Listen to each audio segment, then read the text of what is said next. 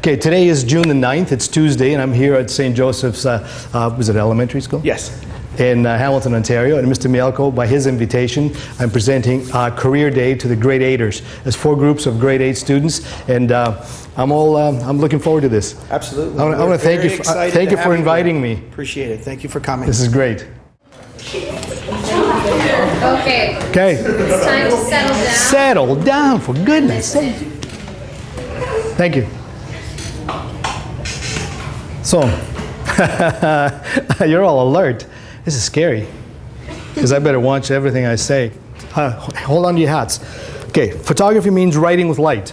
Writing with light. In other words, very little gets done without light, on film or digitally. So, you notice we have a light here? You notice we have, that's Aki Dismatic. He's one of the Dismatic, filmmaking crew members. So you already know, I'm the father of Nicholas and Christopher. So what I do is photography and filmmaking. So we're always creating something new and exciting. Right after I make my presentation to you, we're out in Toronto filming. We were out yesterday all day filming. I'm in Calgary next week filming. I'm always doing something. Kind of scary to know that you're that busy, but if you do something that you enjoy, it hardly feels like work. Like I feel like I'm doing a hobby. All my life is I've been paid to do something I enjoy. Now, isn't that the ultimate? Here's a question that I posed to the other 3 groups, and I want to pose it to yours as well. How will you be able to measure your success? Say at the end of 30, 40, 50 years, you look back and you think to yourself, did I do the right thing? Have I made the right choices? Because this is the time when you're making your choices. How will you know? Like, how do you think you'll know whether you've done the right things? Come on, tell me. Anybody?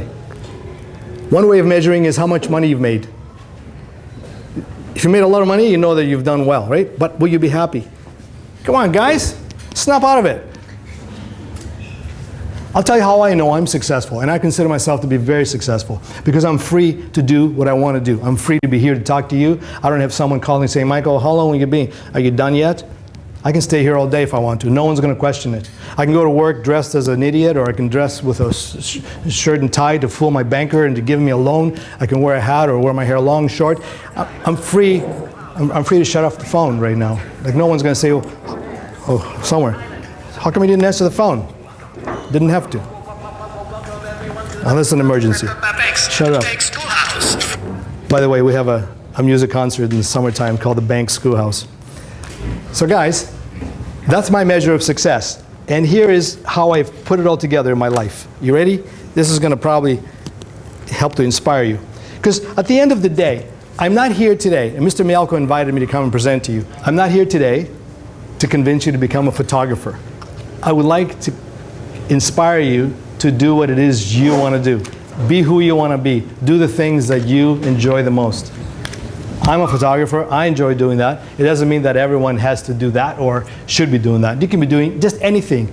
Chances are that your career that you're going to pursue hasn't even been invented yet. You may be the ones to create something totally new, as long as you enjoy it. Now here's my life, guys. This is my life. It could be yours too. It's like a little book. We all have chapters in our life that we write. And really, mine goes to about, I don't know, chapter 10, because each of these represents 10 years. I'm 64 years old, and having Nicholas and Christopher, most people wouldn't believe that, because usually you think of a grandfather as being that old to have kids in grade school, grade 6 and 8. But the point I'm making is that I'm in great health. I don't smoke, drink, never touch drugs. I have opportunities galore, and I've chosen to stay away from all that consciously. I've chosen to eat well, not exercise, because I don't. I walk, that's about it, with my wife. We don't get in the gym and look in the mirror and do this all day, because that's a waste.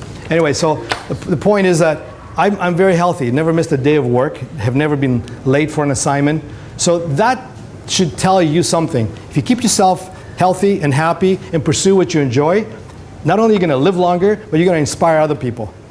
Because if you look back at things that people have done over from the old days, musicians, those that have written classical music, their work still lives. Even though they're long gone, they've created something that still inspires us.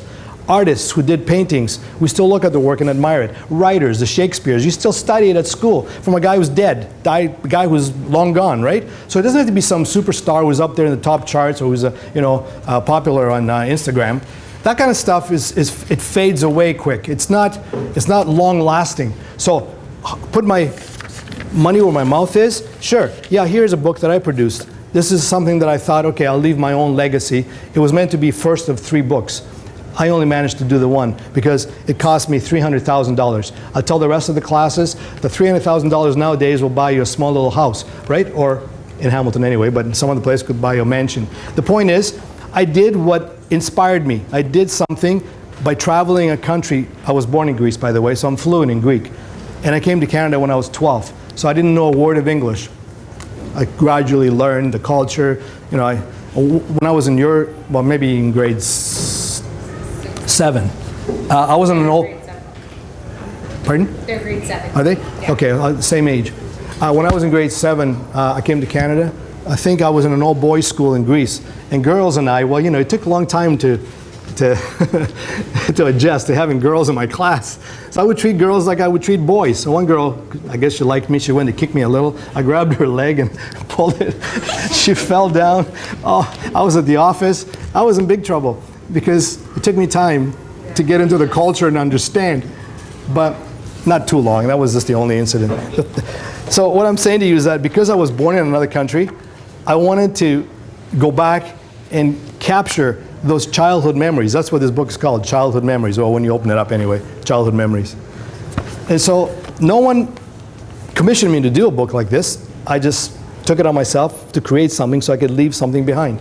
So when my chapter in my life is, you know, coming to a close, I won't feel so bad. I won't say, I want another, yeah, can I have another hour? Come on, guys, you've seen older folks. You know how, they wish, when I was your age, I could have owned this whole city. You know what I mean? Like, people will tell you stories, but the time to do it is now. You know, don't wait until later. So, photography, if you choose to do that, you'll be amazed how many doors it will open. I'll tell the other class, people that I photographed include Elton John, Britney Spears, Prince Charles, Margaret Atwood, it goes on and on. But because I don't get too excited about celebrities, I prefer to have in my collection ordinary, everyday, real people that are approachable, memorable. You know, here's a photograph of a woman that I really loved. I only met her for that day. You know, there she is. She's missing her teeth. She's a little older, a lot of wrinkles, but she was proud. She was happy. She had a family. She survived wars. You know, she's got a business. She feeds people in the village. And that, to me, was the highlight of my assignment, is getting to capture people that are real. Just like all of us. You know, you don't need to be a celebrity, because most of those celebrities have issues. Am I right? You wouldn't want to be the Justin Bieber, would you? It comes with the responsibility and baggage. Have you ever photographed a really nice piece of scenery or something? Well, by far Greece was my favorite because I'm fluent in Greek, so I can get into places where other people can't. Like, I would sleep over at boats that, fishermen would get up at 4 or 5 in the morning and throw nets and cast and bring fish in. Or I'd stay at monasteries with monks where most people were not allowed. So I had the privilege with my camera to visit places that an average person would never ever have a chance. So those were memorable, scenic opportunities, and they're in the book. Right now, Cape Breton is my favorite area to focus. We do music concerts there. I photograph there all the time. Inverness, Cape Breton Island. Statistically, those who enjoy what they do, like artists, live longer. You know, musicians, photographers. I've met photographers that are in their 90s and in their 100s because they just enjoy what they do. So, I mean, at the end of your book of life, wouldn't you want to say the same thing, that you've lived a good, long life and you've had a chance to inspire people? Come on, what else? How else would you measure your success? I've met a lot of wealthy folks who are not very happy. Every day we go places. Last September, I came back from Cape Breton, and I got a phone call to go to 10 different states in the United States to photograph in a course of 2 weeks. So pretty well every day and a half I was in a different state. Once I got called to go to Venezuela, I don't forget what I was doing. Phone rang, and Michael, are you available? In an hour and a half, can you be at the airport? So I packed my bags and I was shooting for a magazine in Venezuela. I've been in Costa Rica. Costa Rica was great. I've been in the rainforests. In Costa Rica, one of the memorable things that I did was to film video of the endangered sea turtles.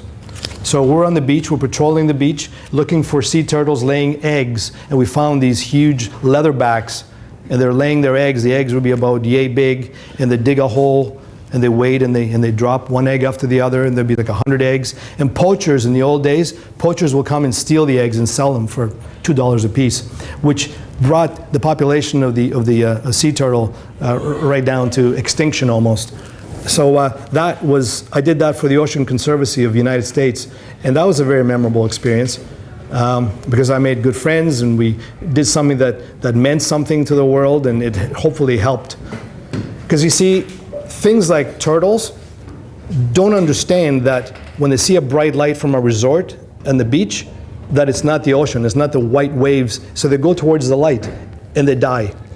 They eat plastic because they think it's jellyfish, because sea turtles love jellyfish, but they see floating plastic from all the pollution, and they eat it and they die, they choke.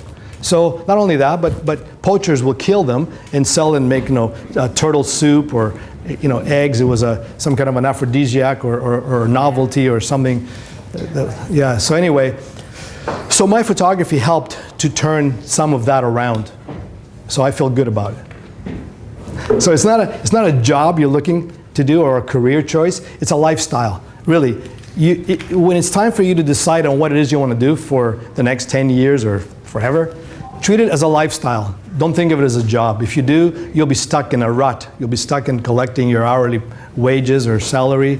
You'll be complaining about the government increasing your taxes. You could complain about the weather. You'll complain about anything and everything. But if you do what you enjoy, nothing's going to faze you. Like, I don't care who's in government today, who's going to be in government tomorrow, who was there last week, because those things come and go. As long as I have a goal. On Sunday, we're making a film. We're making a short film called Sheet Meat. And it's about producing artificial meat to feed the world. So, there's things you can do that nothing else phases you. Like, the events of the moment in the day are really insignificant in the overall long scheme of things, in your book of life. In your book of life, you're going to live to be, how old do you think you're going to live to be? Just take a guess. Maybe we'll meet again later. Probably 75. Okay, if you live to be 75, it's not so bad. Right? But you can will yourself to live longer. You could say, I'm going to go to 76, for sake of argument. Because I met someone who wanted to live till 70, and he died at 70. But look at all the big things that people accomplished in the old days. How old was Jesus when he died? 33? Look at all the stuff he did. Huh? We still talk about it. Elvis, how old is Elvis? 40 something? Anyway. That was surfing stage. Oh yeah. Oh sugar. Guys, I run the audiovisual department at Shadok McMaster Hospitals. Who can guess for how many years? I'm not saying you gotta get a book for that, but how many years? 25. No, just 10. I couldn't stand that. I was very corporate. Huh? You can decide. I don't know. It doesn't matter to me. Okay, here. There you go. There's your book. Quick. 32, 35, 34, 36. Okay, whoa. Okay, whoa. Who said 36? How many of you said 36? Okay, 36? Okay, you're right. Hang on. 36, because I wrote it here. Hang on a second. 2. You got it. Okay, enjoy it. Share it. Show it around, will you? Thank you very much. Guys, as far as I'm concerned, it's a wrap for me. Is there anything else you want to do or donate some money? No? Thank you.